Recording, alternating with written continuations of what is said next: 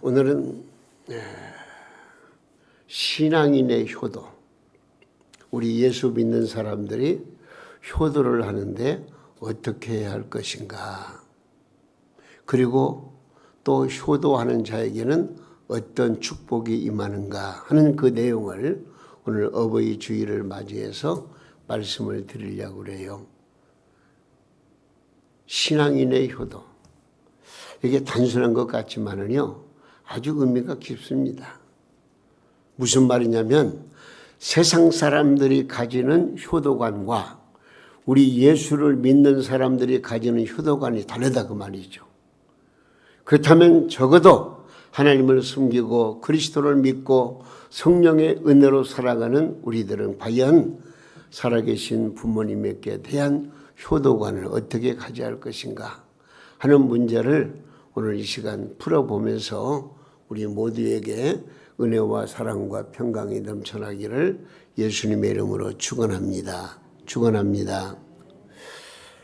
교회 유치부에 다니는 어린아이가 어느 날 집에 돌아와서 무언가를 열심히 외우고 있는 거예요. 그래서 뭘 외우나 들어보니까 10계명을 외우고 있어요. 근데 10계명 중에서도 가장 중심에 있는 5째 계명을 외우고 있는데 뭐라고 외우느냐? 네 부모를 공격하라. 네 부모를 공격하라. 부모를 공격하라고 그렇게 외우고 다니는 거예요. 그러니까 아버지가 듣고 있다가 야, 얘야, 이놈아, 공격이 아니고 공경이야. 네 부모를 공경하라 그래서 똑바로 알려줬어요. 그랬더니 아이가 그래요? 그러면 공격과 공경이 부모를 공격하라고 부모를 공경하라고 뭐가 달라요? 물어보니까 이 아빠가 하는 말이 공경은 아빠 말씀 잘 듣고 아빠를 사랑하는 거고 공격은 아빠한테 막 덤비고 말씀을 안 듣는 것이지. 그러자 대뜸 아이가 하는 말이 근데 왜 아빠는 할아버지한테 공경하지 않고 공격만 하고 있어요? 그러더래요. 그 어린아이가 봤을 때에 자기 아버지가 할아버지한테 하는 것을 다 본 거죠. 예. 참 유머적인 이야기입니다마는 부모를 공경하라. 이것은 뭐 변할 수 없는 진리입니다. 오늘 주시는 말씀을 통해서 우리 모두 신앙인의 효도는 어떤 것인가를 함께 나눌 수 있기를 바랍니다. 하나님의 백성들이 지켜야 될 최소한의 계명을 10계명이라 그럽니다. 그 모세가 받은 10계명은 이 본래 돌판에 새겨 받은 것인데 그 돌판이 둘이에요. 하나는 1, 2, 3, 4 계명이 지킨 그런 돌판이고 또 하나는 5, 6, 7, 8, 9, 10 계명이 적혀 있는 새겨 있는 돌판, 이 두 돌판을 받은 거예요. 그런데 이 두 돌판이 너무너무 소중합니다. 이건 이스라엘 백성들이 하나님의 백성들이 꼭 지켜야 될 그런 아주 특별한 계명이기 때문에 그렇습니다. 그런데 이 넷째 계명까지 기록되어 있는 그런 그 한 돌판은 바로 하나님과 관계된 하나님을 잘 섬기라는 그런 내용이고요. 또 다른 계명 5째 계명부터 10째 계명까지 적혀 있는 그런 그 돌판은 인간관계, 부모를 효도하는 것을 시작해 가지고 인간들이 서로 사랑을 나누라고 하는 그런 중요한 말씀들이 기록되어 있습니다. 그렇기 때문에 물론 이 10가지 계명 중에서 중요하지 않는 계명이 어디 있으리오마는 그러나 첫째, 둘째, 셋째, 5째, 6째 이렇게 순서를 정해놓은 거 보면은요, 무언가 첫째와 5째는 왜냐하면 이 한둘판에는 첫째가 뭐죠? 첫째가 너는 나 외에 다른 신을 내게 두지 말라. 그렇게 말씀하시잖아요. 그러니까 오직 하나님만 섬겨라. 다섯째 계명은 네 부모를 공경하라. 그러니까 네가 이 땅에서 사랑을 나누고 살아갈 때 가장 먼저 중요한 것은 너의 부모를 공경하는 것이다. 효도하는 것이다. 그렇게 지금 말씀하고 있는 거예요. 그렇기 때문에 제5계명을 가리켜서 율법의 중심이요 계명의 배꼽이라 그렇게 말해요. 제일 중간에 있기 때문에. 그래서 이 둘째 판은 가정이 얼마나 중요한가를 강조하는 말씀입니다. 뿌리 없는 나무가 없듯이 부모 없는 자식은 아무도 없습니다. 그러므로 가정의 기초 윤리는 내 부모를 공경하라는 말씀입니다. 그러므로 제5계명은 건강한 가정을 위한 첫 번째 계명인 것입니다. 그 다음 이어지는 모든 다른 계명도 바로 이 건강한 가정을 이루기 위해서 주신 계명이라고 볼 수가 있습니다. 자, 뭐죠? 간음하지 말라. 그러니까 남의 가정을 파괴하지 말라 그 말이에요. 그 다음에 도적질하지 말라. 남의 가정의 환경을 소중히 여기라 그 말이에요. 살인하지 말라. 또 내 이웃의 아내나 남종이나 여종을 탐내지 말라. 행복의 근원을, 행복의 이유를 다른 데 찾지 말고 네 가정 안에서 찾으라. 그런 말씀의 내용이에요. 그 계명 한 절 한 절이 얼마나 소중한지 몰라요. 예? 여러분 디모데후서 3장 1절과 2절 말씀 한번 보겠습니다. 뭐라고 말씀했냐면 한번 읽어보세요. 너는 이것을 알라. 말세에 고통하는 때가 이르리라. 사람들이 자기를 사랑하며 돈을 사랑하며 자랑하며 교만하며 비방하며 부모를 거역하며 감사하지 여기 부모를 거역하며 감사하지 아니하며 거룩하지 아니하며 그렇게 말씀하고 있습니다. 종말의 때가 되면 하나님을 떠난 사유가 될 것이고 그 뚜렷한 특징 가운데 하나가 부모를 거역하는 사유가 될 것이다. 그렇게 미리 예언한 말씀이 바로 그 말씀입니다. 여러분 따라서 효도가 살아있는 사회는 희망이 있는 사회입니다. 반면에 효도가 만연된 불효가 만연된 사회는 망해가는 사회라고 볼 수가 있습니다. 효도하는 자는 복을 받고 불효하는 자는 벌을 받게 되어져 있습니다. 제가 이런 그 책을 통해서 읽어봤는데 옛날 조선시대에 어느 임금이 그 한양을 떠나서 개성을 방문하게 됐대요. 그래서 임금이 한번 이렇게 움직이면은 다 방을 써붙여 놓고 임금이 어디에 온다 그걸 다 알려주거든요. 백성들에게.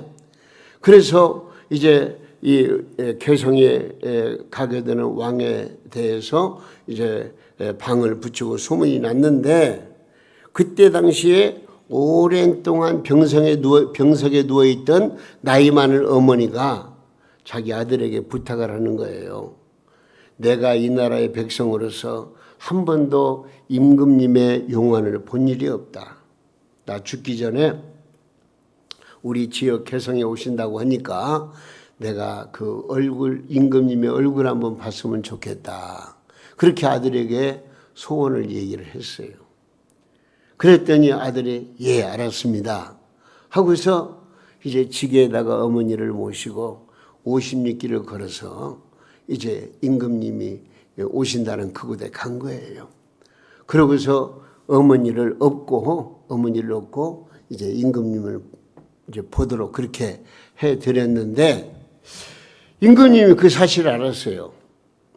그래서 이제 개성을 떠나서 한양으로 돌아온 다음에 그 어머니를 등에 업고 임금의 얼굴을 보고자 했던 그 사람을 데리고 와라. 그렇게 해서 그 아들을 이제 한양으로 불렀는데 임금님 앞에 불렀는데 임금님이 그 자초지정을 다 듣고 나서 감동이 되는 거예요.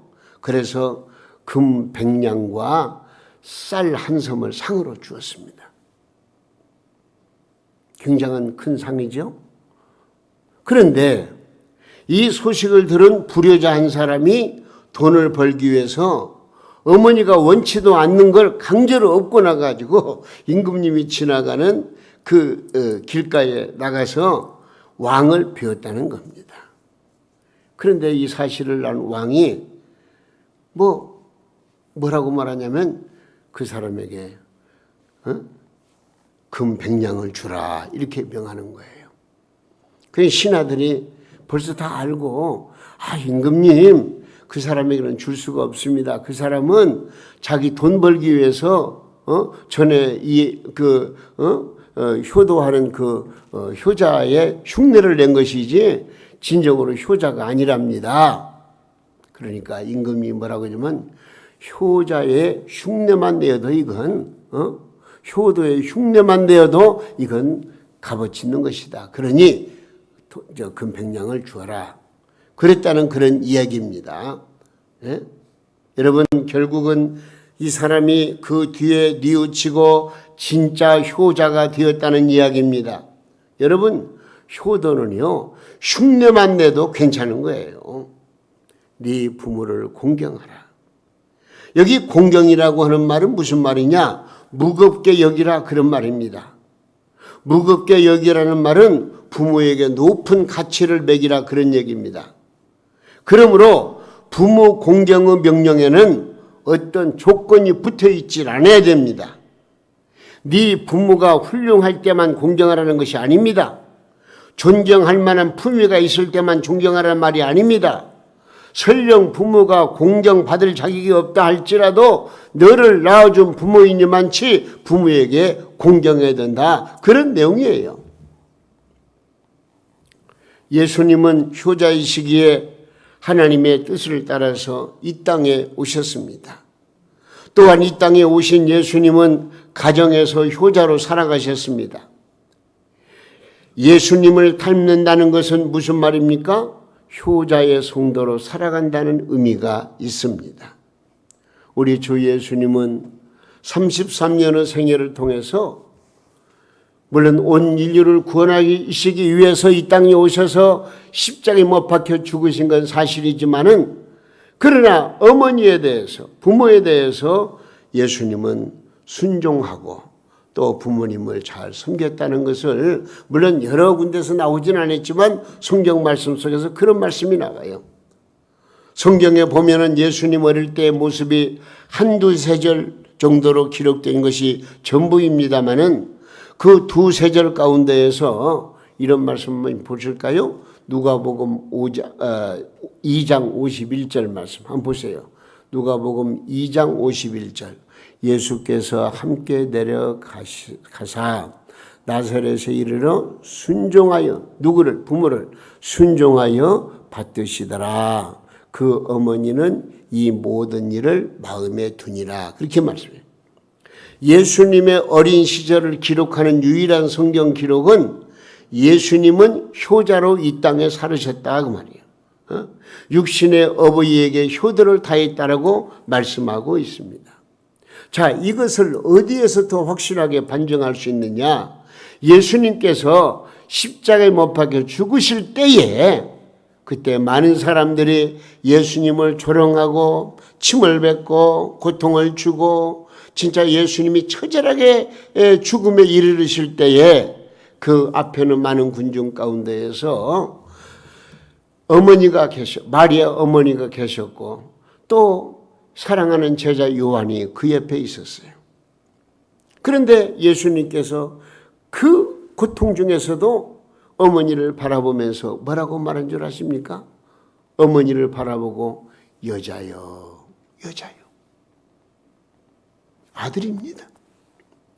근데 아니 아들이 돼가지고 어머니에게 여자여 그러면 되겠느냐? 그렇게 좀 비아냥되는 사람도 있습니다만은 이건 우리 한국말로 번역할 때 여자여지요. 여자여라고 하는 말은 그 헬라어로 말하면 군왕이라는 말인데요. 군왕. 이것은 무슨 말이냐면 황후에게 붙이는 극존칭이라고 말합니다. 최고의 존칭을. 우리 한국말로는 여자여 그랬지만 최고의 존칭이 그 의미가 있는 그런 그 말이 바로 군왕, 여자여 그 말이에요. 그러면서 여자여 아들이니다 하고서 그 옆에 있는 사랑하는 제자에게 이 어머니는 바로 네 어머니다. 아주 의미심장한 말씀을 하셨어요. 네? 사랑하는 제자에게 어머니를 부탁하며 효를 완성하셨습니다. 여러분, 이 세상에서 자식들 가운데 나는 효도에 자신이 있습니다, 효도를 완성했습니다라고 얘기할 수 있는 사람이 누가 있겠습니까? 효도만큼은 도무지 자신이 없습니다. 예수님은 인간의 연약함과 불효의 죄악이 무거운 줄 아시고 십자가에서 모든 불효의 죄악을 덮어주셨습니다. 여러분, 지난날의 모든 불효의 죄악과 공경하지 못했던 허물들을 예수님 십자가 밑에 묻어버리고 여러분 모두가 다 용서받으시기를 바랍니다. 이제 우리가 예수를 믿었으면 예수님으로부터 효의 능력을 공급받을 수가 있습니다. 새로운 효의 비밀을 받을 수 있게 된 것입니다. 여러분, 효자 성도는 효도의 이유가 다릅니다. 우리 성도의 효도는요, 우리 믿음의 사람들의 효도는요, 세상 사람들과 효도의 방법이 다르다고 말이에요. 진정한 효도는 어디부터 시작되느냐? 생명을 주신 그 은혜에 감사하는 데부터 효도가 시작되는 것입니다. 그러므로 먼저 신앙인의 효도는 생명에 관해서 감사와 경외감을 갖는 것입니다. 하나님께서 내 어버이를 통하여 나에게 생명을 주셨다는 것입니다. 하나님께서 나의 아버지 어머니를 통해서 내 생명을 이 땅에 보내셨다는 이 한 가지 사실 때문에 우리는 어떻습니까? 내 사랑하는 부모를 존경하고 감사할 수 있어야 한다는 것이죠. 생각해 보세요. 부모님을 통하지 않고 이 땅에 태어난 사람 누가 있어요? 아무도 없습니다. 우리는 부모님께서 나라고 하는 생명을 이 땅에 태어나게 만들어준 장본인 아니겠습니까? 물론 하나님께서 보내신 것이지만 하나님께서 부모를 통해 가지고 이 땅에 나라는 사람을 보내신 거예요. 그렇다면 우리는 부모님께서 나를 태어나게 하신 그 생명적 비밀을 생각할 때에 우리는 감사하지 않을 수가 없는 것이죠. 그렇기 때문에 부모님들이 연로하셔서 허리는 굽고 하얀 백발의 머리에 얼굴에는 주름이 가득하고 눈은 침침해지고 때로는 못나 보일 때가 있습니다.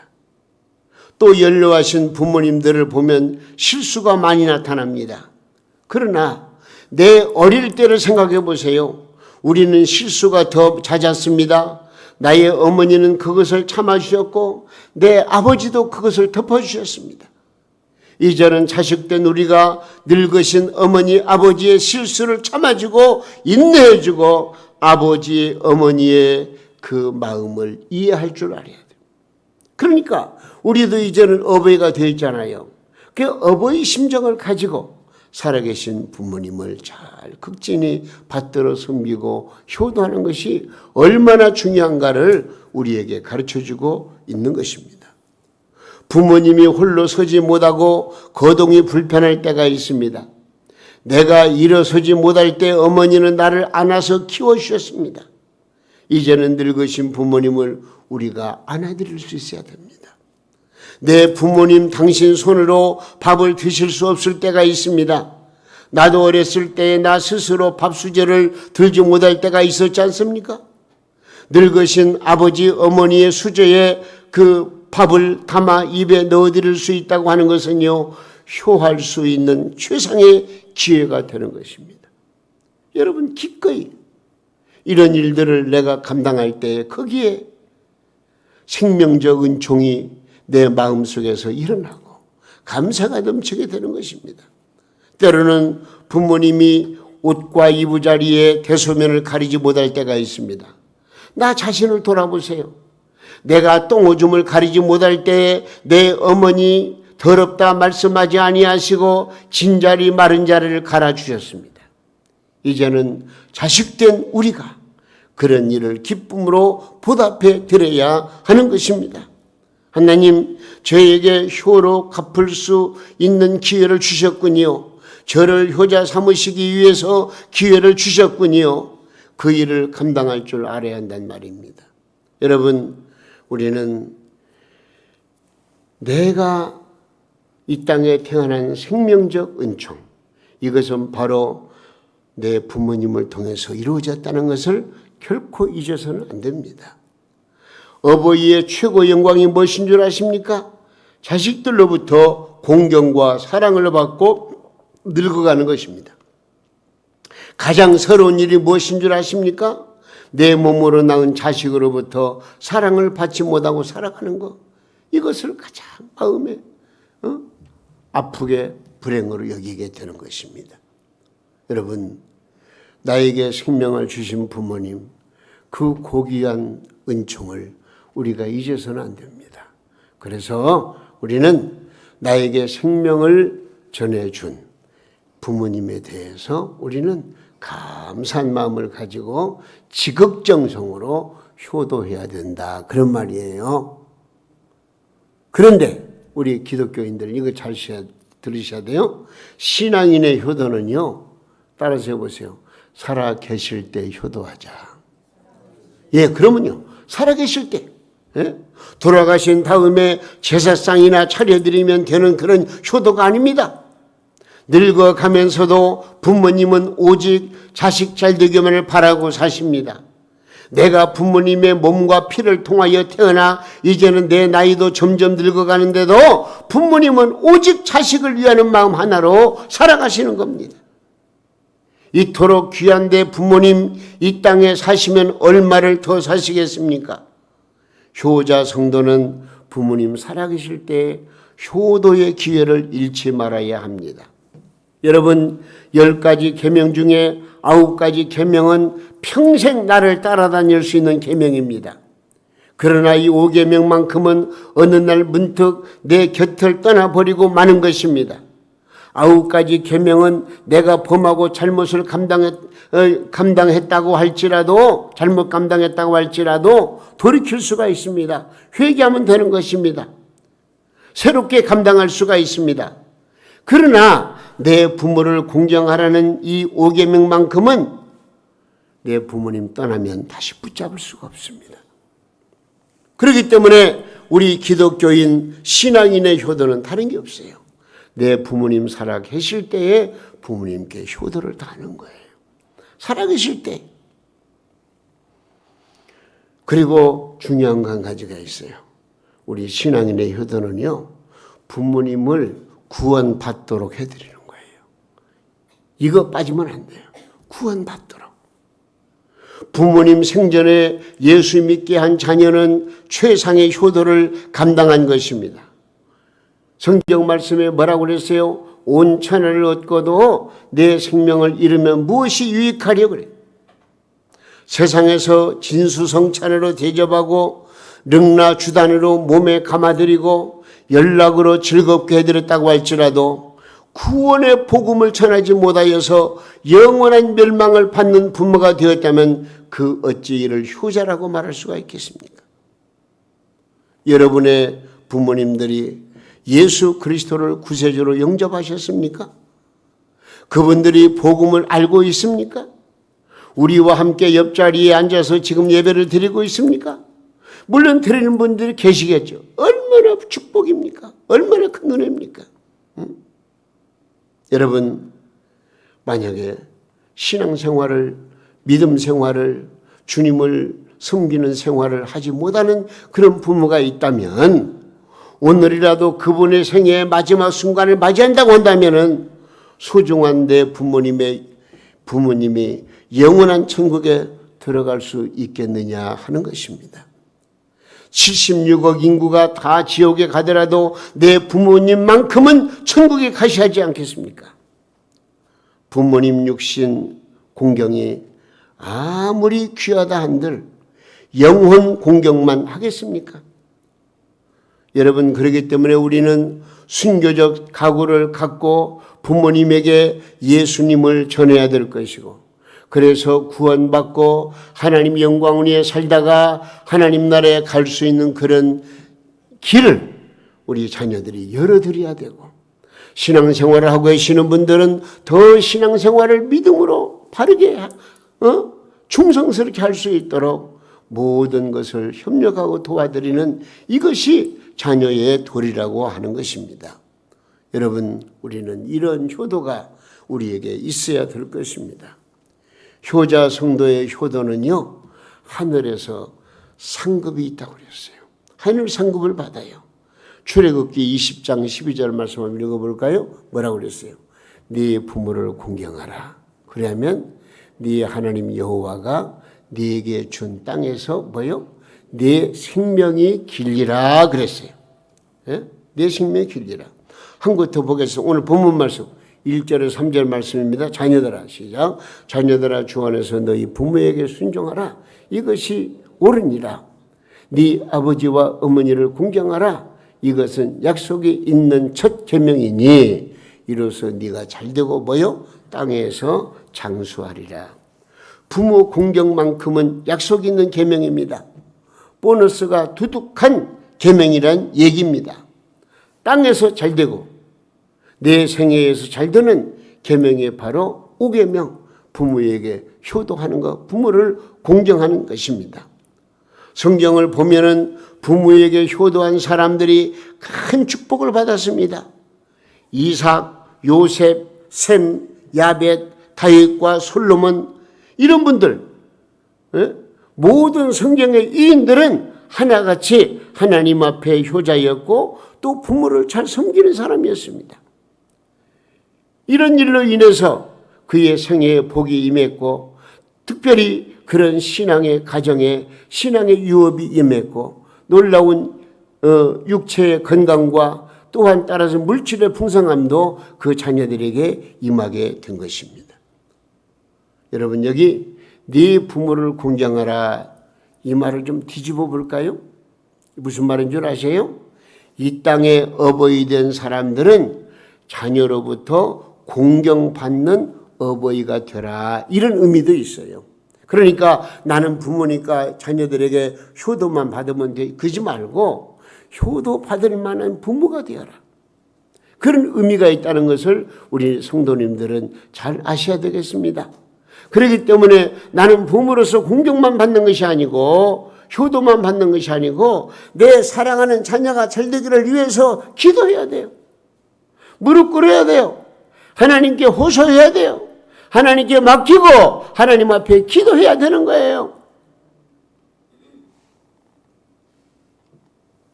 그래서 여기 오늘 본문 말씀 보세요. 4절 말씀 뭐라고 그랬죠? 또 아비들아, 너희 자녀를 노엽게 하지 말고 오직 주의 교양과 훈계로 양육하라, 그렇게 말씀하셨습니다. 여러분, 밤마다 새벽마다 사랑하는 자식을 위해 눈물을 흘리며 기도하는 어머니의 기도 소리를 듣고 자랐던 자식들이 잘못될 수 있겠습니까? 아버지의 축복을 먹고 자란 자식들이 다른 길로 갈 수가 있겠습니까? 그러나 밤마다 술에 취해가지고 동네 개가 다 짖을 정도로 만들고 또 집에 오면은 부부싸움으로 시끌벅적 온 집안을 지옥으로 만드는 그런 환경 속에서 자랐던 자녀들이 어떤 길을 가겠습니까? 올바른 길로 갈 수 있겠습니까? 만일 여러분의 자녀들에게 세상에서 제일 존경하는 사람이 누구냐고 물었을 때 스스럼 없이 내 아버지입니다, 내 어머니입니다, 세상에서 가장 존경하는 분은 바로 내 아버지 어머니입니다라고 이 자녀들을 입을 통해서 나올 수 있는 그런 부모님이 된다면 얼마나 행복하겠어요. 아니, 얼마나 자녀들에게 축복이 되겠냐, 그런 얘기입니다. 부모의 위치에서 자녀들에게 어떤 행동, 어떤 모습으로 자녀들을 사랑하고 또 자녀들을 길러야 할 것인가를 보여주는 그런 아주 중요한 의미 있는 말씀 아니겠습니까? 오늘 본문 말씀은 주 안에서 부모를 공경하라 명령하십니다. 1절 말씀에 뭐라고 그랬죠? 자녀들아, 주 안에서 너희 부모에게 뭐요? 순종하라. 이것이 옳으니라. 이것이 옳으니라. 옳다는 거예요. 예? 여기 주 안에서란 네가 주 안에 있다면 어버이들에게도 효자가 되어야 한다. 그런 얘기예요. 네가 하나님 나라의 자녀가 되었다면 어버이들 앞에 효자 성도로 살아야 한다는 깊은 뜻이 있다는 것을 우리는 기억하셔야 됩니다. 일본 강점기 때에 이홍렬이라는 청년이 있었습니다. 이홍렬. 그런데 그는 일본에서 음악 공부를 하다가 너무 피아노가 갖고 싶었어요. 그래서 어머니에게 편지를 보냈는데 어머니, 제가 피아노가 필요합니다. 피아노 갖고 싶어요. 그 편지를 받고 어머니는 허리가 휘어지도록 술방울 같은 것을 모아가지고 팔아서 그 당시에 400원, 그 기록에 대해서요, 400원을 모아가지고 자기 아들에게, 일본인 아들에게 보냅니다. 그 어머니의 눈물과 땀 그리고 피가 묻은 그 돈으로 피아노를 살 수 있게 되었는데 그 피아노를 두드리면서 어머니의 사랑에 너무나 감격이 되어가지고 눈물로 지은 곡이 뭐냐? 바로 우리가 잘 아는 어머니의 마음이에요. 그 어머니의 마음의 그 가사 내용을 이게 살펴보면은요, 진짜 가슴 뭉클하게, 에? 어머니의 사랑이 어떤가, 부모님의 사랑이 어떤가, 자녀들의 입장에서 그 내용을 이제 불러보면은요, 진짜 가슴이 뜨거워져요. 한번 불러보면 좋겠네요. 가사가 띄어지는 거 뭐라고 했네요. 나실제. 예. 한번 불러보겠습니다. 우리 아시는 대로 이거 잘하는 것이니까. 나실제 괴로움 다 잊으시고 기르실 때 밤낮으로 애쓰는 마음 진 자리 마른 자리 가라니시며 손발이 다 닳도록 고생하시네. 하늘 아래 그 무엇이 높다 하리요. 어버이의 희생은 가히 없어라. 어려서 안고 업고 길러주시며 자라서 기대어 기다리는 마음 하늘사 그릇들사 자식 생각에 고우시던 이마 위에 주름이 가득 땅 위에 그 무엇이 높다 하리요. 어버이의 정성은 지극하여 됐습니다. 여러분, 주 안에서 부모님을 공경하여 행복한 가정 누리시기를 바라며 부모님의 애절한 축복의 기도를 받아 누리는 우리 성도님들 다 되시고, 또 부모님은 언제 살아계실 때 지극정성으로 효도해야 한다는 이 말씀을 우리가 마음속 깊이 하러 새겨서 정말로 하나님께서 기뻐하시는 아름다운 복된 가정을 만들어가는 우리 모든 성도님들의 삶이 되시기를 예수님의 이름으로 축원합니다.